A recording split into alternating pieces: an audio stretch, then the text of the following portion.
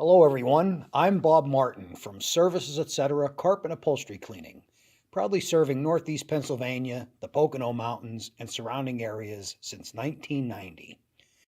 Recently, I answered an inquiry from a prospective customer located in Mountaintop, and she had many questions to ask me. She found my company's name on the IICRC website, so she was obviously serious about locating a knowledgeable, educated, and certified cleaning professional. In the middle of explaining how we perform our carpet cleaning, one of the questions she asked was, "Do we need to apply a pre-spray?" I was a little surprised, and my answer to her may have seemed a bit complicated, as it's not a simple yes or no question. I could have just easily told her what she wanted to hear in order to make the sale, but that's not very professional, and people usually know when they're being patronized. Being an educated woman, my potential customer quickly realized that a professional carpet cleaning technician needs to understand some basic chemistry and science. She expressed her appreciation not only for my honest answer, but the education that goes into my profession.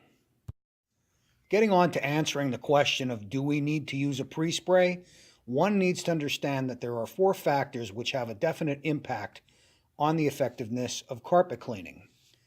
These four factors are temperature, agitation, strength or amount of the cleaning solution, and dwell time. All four of these work in concert to make up the process of carpet cleaning. If you decrease the use of one of these factors, you need to increase the amount of the others. For example, if I reduce the temperature of my water, I would need to increase the amount of my cleaning solution, or I may need to more aggressively scrub the carpet. Increasing temperature and agitation are not always a good idea, and that explanation is best suited for another video. So in the case of using a pre-spray, it's not only the temperature and the strength at which we apply the agent, but also how long we allow that solution to act on the soils in the carpets, rugs, or the fabrics being cleaned. This dwell time allows for the emulsification and saponification of oily soils. In lay terms, it gives the pre-spray time to break down soils and contaminants so they can be more easily rinsed away with the extraction process. Additionally, the use of a pre-spray gives us the opportunity to use a rinsing agent while performing the extraction process, and this leaves your carpets in a neutral state, feeling soft and fresh with no soapy residue left behind. It also helps to reduce the amount of water required to perform the cleaning, and that results in quicker drying times.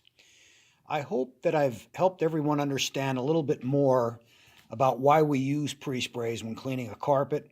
If you have any questions, don't be afraid to ask in the comment section. I would be more than happy to answer, or perhaps we just might do a video about that too. Again, I'm Bob Martin from Services Etc. Carpet and Upholstery Cleaning, and thanks for tuning in to our video. Please keep checking back as we do add more videos every couple of weeks, and I look forward to hearing from you. Please don't be afraid to drop us a question or a comment in the comment section.